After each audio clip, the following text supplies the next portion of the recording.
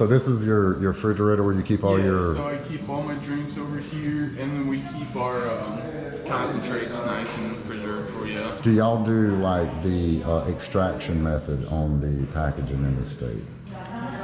Usually it is like in the kind of like in the title, like the name of it, like loud resin. Loud resin is going to be like 70% live resin and like 30% distillate. At least that's what I know about the carts. I'm gonna assume it's the same thing when it comes to just like the gram of concentrate.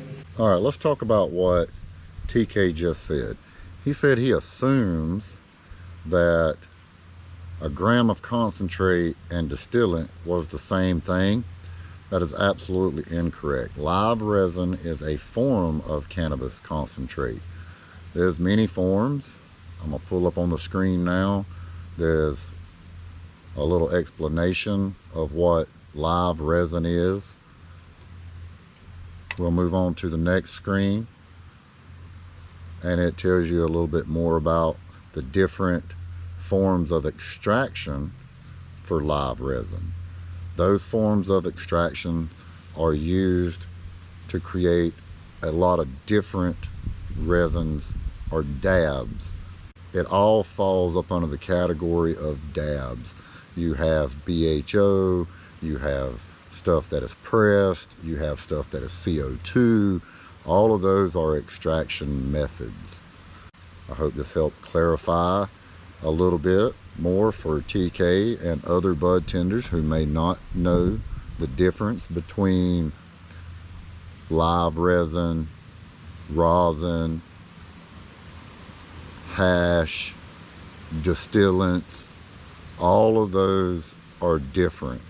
Distillants have to be done with some form of dabs. It has to be an extraction of dabs before it can be distilled. So with that said, let's move on with the video. It's a little dark on this cam here, but...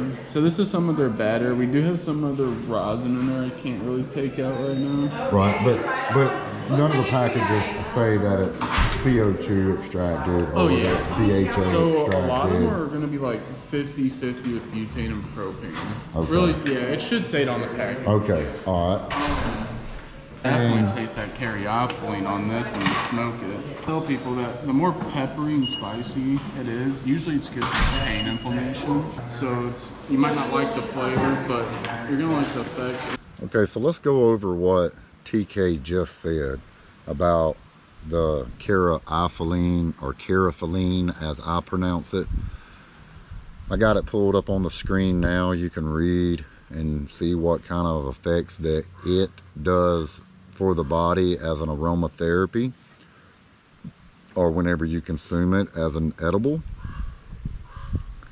No one can tell you exactly what that's going to do for you once you create a cocktail of terpenes and cannabinoids.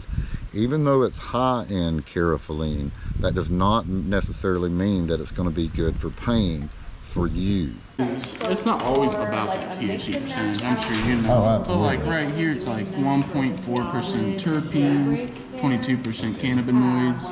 And it shows you which ones you got: your peppery caryophyllene, your soothing linalool, and then your... Say TK was pretty acknowledged about his terpenes and terpenoids and stuff of that nature, but that was his main sell point. Like everything that he wanted to really shine on, everything was all about the terpenes and the terpenoids.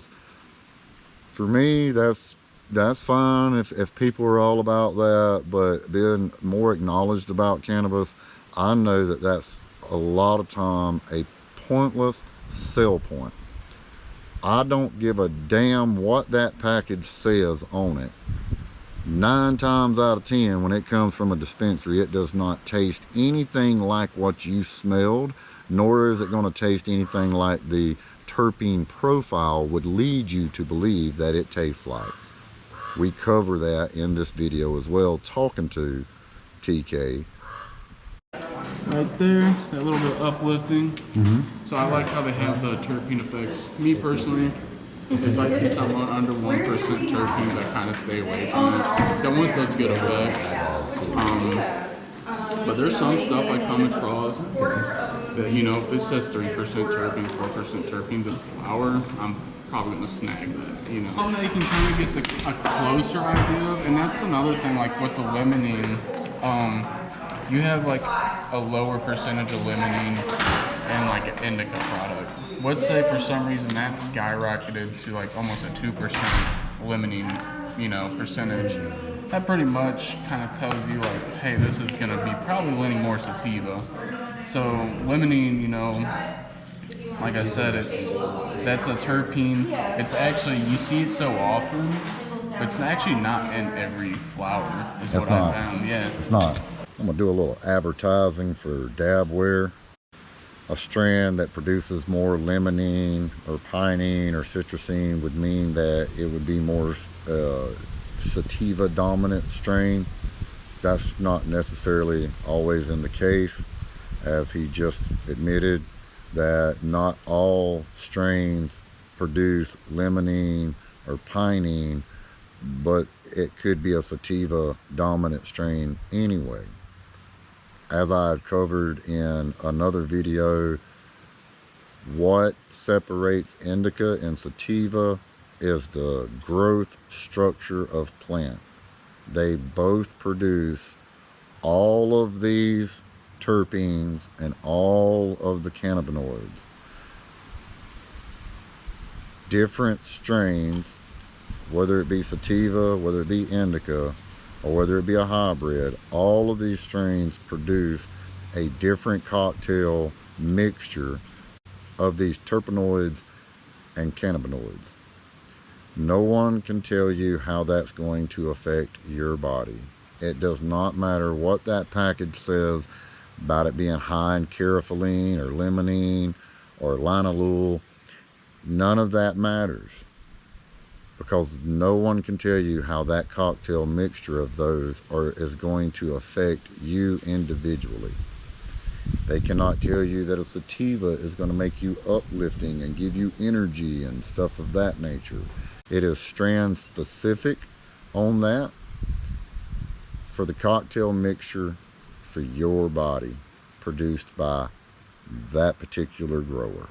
If it's in a cart, it's most likely not what it is, and that's what I tell people. Because what it is, so they're taking terpenes to match, try to match. Absolutely. I'm so glad that you just said that, because you have confirmed what I've been trying to tell people for so many years, that whenever they take these and they distill it, the terpene profile is completely destroyed. Yeah. So they take fruit-derived terpenes and they mix this little cocktail of terpenes together that's supposed to resemble the cocktail mixture that strand made. But the problem is the moment that you add that limonene into that mixture, that's all you ever taste. And that was a problem with those things for so many years. They all tasted like just lemon. This one earlier, and I was kind of upset because it's all you smell.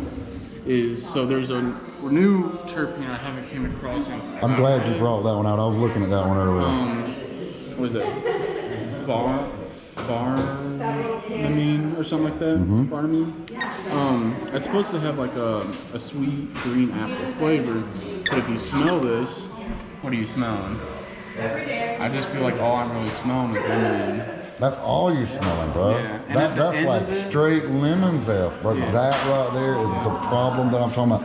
Put that up here and throw your little light on that, because I'm sorry, that flower's not even very appealing looking. You know what I mean? Like, and that's not going to fall on this dispenser. That's going to fall on the producer of this product. So let's talk about why that flower smelled so much like lemon zest. There is flavored nutrients that these people can use in growing the cannabis. So they don't know how to make those natural flavors shine. So they add all these flavored nutrients into it, so that whenever the consumer smells it and stuff, they'll smell like a strong lemon zest or whatever nutrient it was that they put into it to make it smell like whatever terpene they want their stuff to smell like.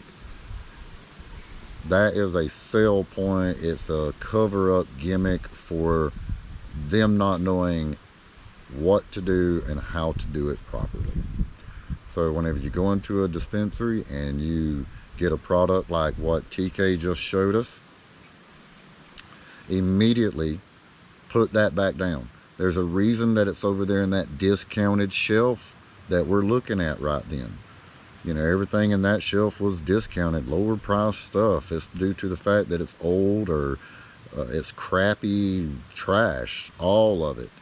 I hope you guys enjoyed the analyzing video of my dispensary time with Bud Tender TK. I hope some of the educational points and information that I have displayed in this video helps all bud tenders be able to be a more acknowledged person about the industry and about the products that you guys are selling to the consumers. Well, that covers it for this video, and I hope all you guys have a super dabalicious day. Hey, I'm awake and I feel good. Now it's time to get back.